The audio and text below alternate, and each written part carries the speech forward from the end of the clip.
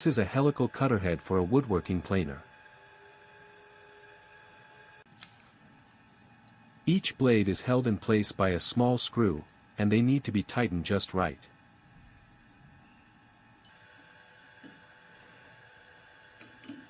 Too tight, and you could crack the carbide blade, strip the threads, or produce lines when cutting the wood. Too loose, and the blade could shift or even fly out during operation. That's why we use a preset torque wrench, to tighten every screw to exactly 6 Nm. This prevents over-tightening, under-tightening, and gives you peace of mind.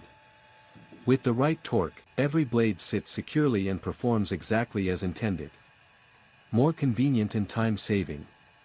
Precision matters. Always use the right tool for the job.